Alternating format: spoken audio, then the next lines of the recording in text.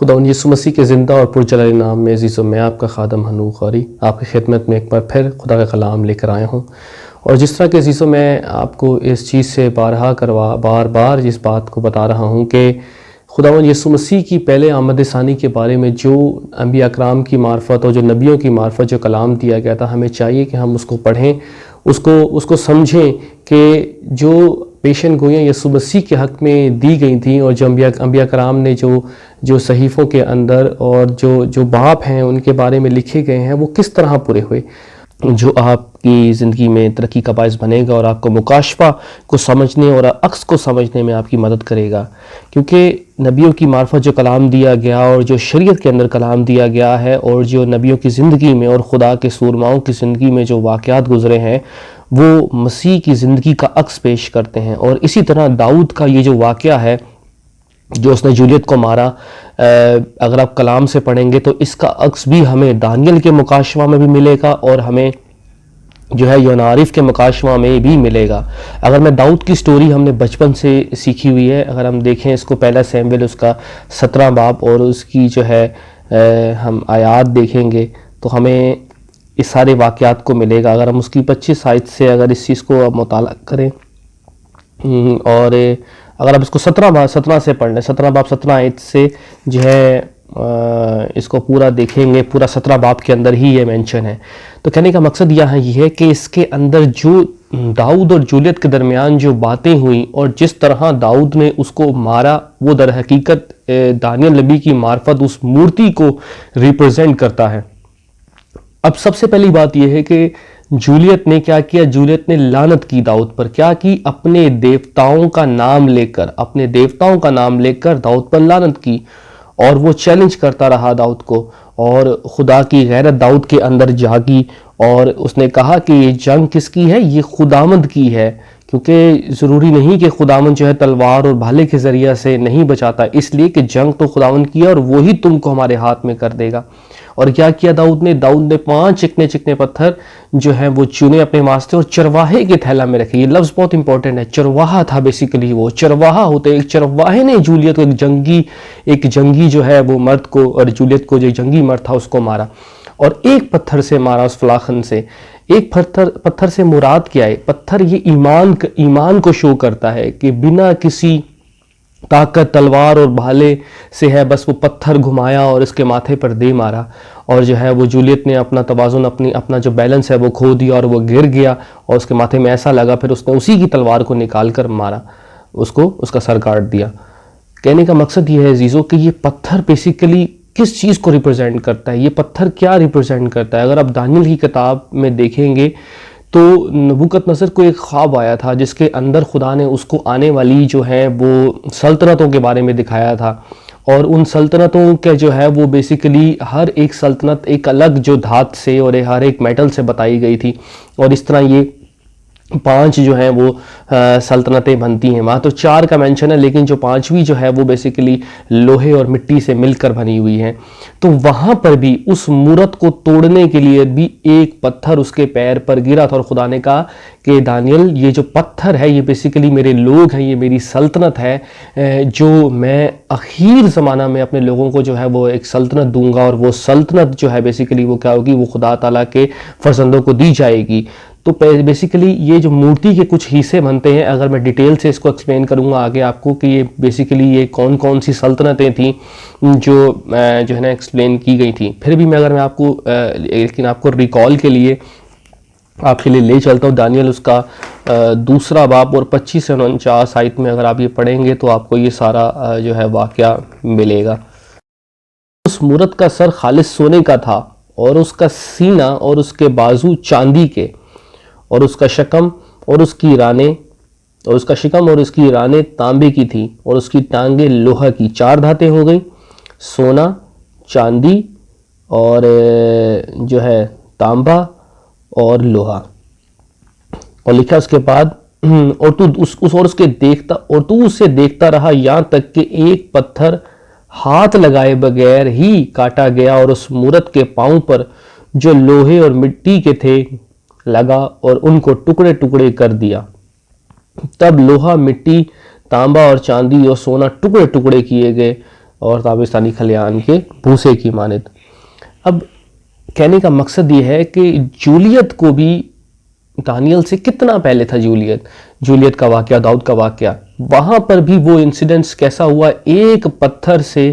جولیت کو گرا دیا گیا۔ اور یہاں بھی جو ہے دانیل کو بہت زیادہ بتاتا ہے کہ سلطنتیں جو زمین پر برپا ہوں گی میرے لوگوں کے خلاف اور دو زمین کے اوپر، لیکن یہ میری نہیں ہے، وہ میں نے ان حکومتوں کو آنے تو دیا ہے، پر یہ حکومتیں خدا کی طرف سے، یا خدا کی طرف سے تو ہیں پر خدا کی نہیں ہے، جس میں اس کا بیٹا مسیح جو ہے وہ جو ہے حکومت کرے۔ اس نے کہا یہ میری طرف سے نہیں ہے۔ تو کہنے کا مقصد صرف یہ ہے کہ جس طرح مورتی کے پیر پر گرا اور سیم ٹو سیم اسی طرح جو ہے وہ اس کے داؤد نے کیا کیا، جولیت کے سر پر جو ہے وہ مارا۔ اور یاد رکھیں یہ سر اور پیر ایک ہی چیز ہے، کیونکہ مورتی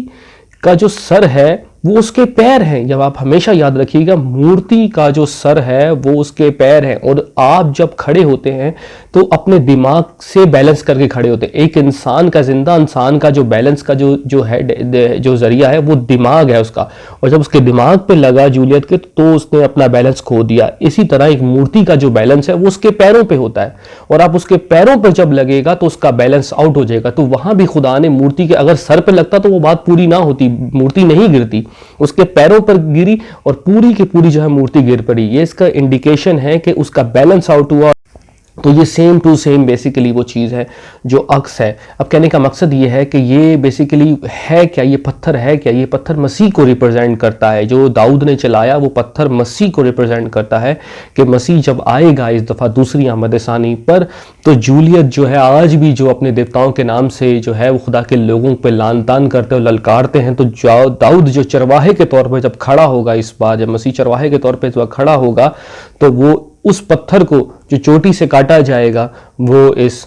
جولیت کے سر پہ پھر مارا جائے گا، اور وہ سلطنت جو ہے وہ پتھر کیا لکھا ہے، وہ پتھر جو ہے بہت بڑی سلطنت بن جائے گی، لکھا ہے اور تو نے دیکھا کہ وہ پتھر ہاتھ لگائے بغیر ہی پہاڑ سے کاٹا گیا، اور اس نے لوہے اور تانبے اور مٹی اور چاندی اور سونے کو ٹکڑے ٹکڑے کیا۔ خدا تعالیٰ نے بادشاہ کو وہ باتیں دکھائیں جو آگے کو ہونے والا ہے۔ در حقیقت عزیزو،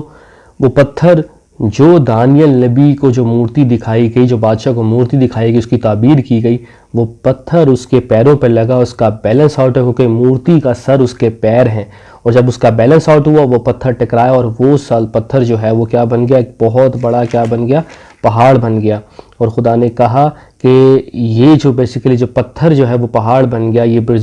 ریپرزینٹ کرتا ہے جب دوسرے آمد ثانی پر مسیح آئے گا تو زمین پر اپنی بادشاہی کو قائم کرے گا، اور وہ پتھر جب ٹکرائے گا جولیت سے تو وہ ساری سلطنتوں کو، جو بیسیکلی کون سا حیوان ہے، جو 8واں حیوان ہے جو اٹھے گا، اور بیسیکلی اگر آپ پڑھیں گے کہ وہ 8ویں حیوان کے 7 سر اور 10 سینگ ہیں، اور اگر آپ اس مورتی کو اگر آپ دیکھیں گے، اس مورتی کے جو 5واں حصہ بنتا ہے، جو سب سے آخری حصہ ہے پیروں کا جو حصہ ہے جو مٹی اور لوہے سے مل کر بنا ہے، اس میں 10 انگلیاں بیسیکلی وہ 10 بادشاہ ہی ہیں۔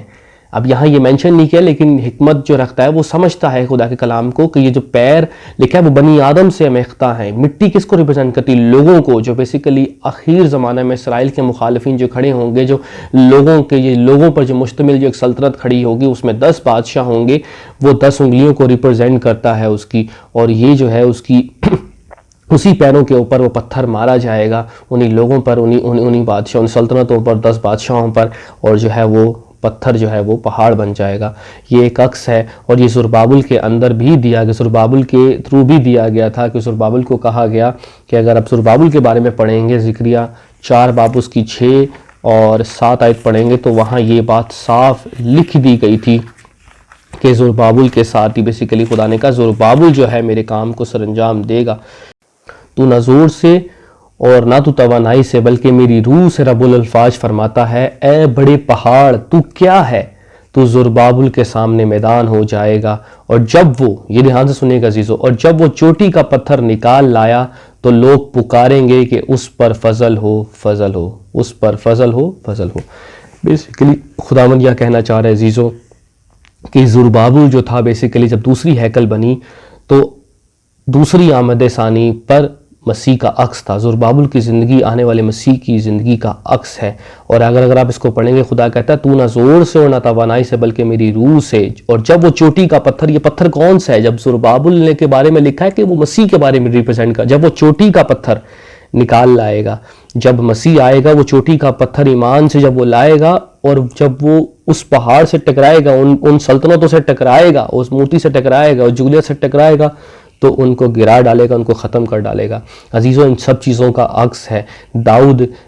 دانیل سے کتنا پیچھے تھا. اس نے جو کیا، خدا نے اس سے جو کروایا، وہ بیسیکلی آنے والے دوسری آمد ثانی پر مسیح کے کام کو ریپرزینٹ کرتا ہے. پھر دانیل نبی کو بھی مورتی کے اندر وہی چیز دکھائی گئی. پھر زکریا نبی کو بھی جو زربابل کے حق میں کلام دیا گیا، اس کو بھی یہی کہا گیا کہ پہاڑوں کی چوٹی سے وہ پتھر کاٹا گیا اور وہ آ کر ٹکرایا اور جو ہے سب کو جو ہے نا میدان کر دیا. اور وہی پتھر جو ہے، جو مسیح آئے گا اس زمین پر اپنی بادشاہی عطا کرے گا، اپنے لوگوں کو بادشاہی عطا کرے گا، تو وہ پتھر جو ہے جولیت کو جس نے مارا تھا، وہ پتھر ایک بہت بڑی سلطنت بن جائے گا. اور داؤد کی طرز پر جب چرواہے کے طور پہ مسیح دوبارہ آئے گا تو اپنے سارے کام کو سر انجام دے گا اور نبیوں کے کلام کو پورا کرے گا. آمین.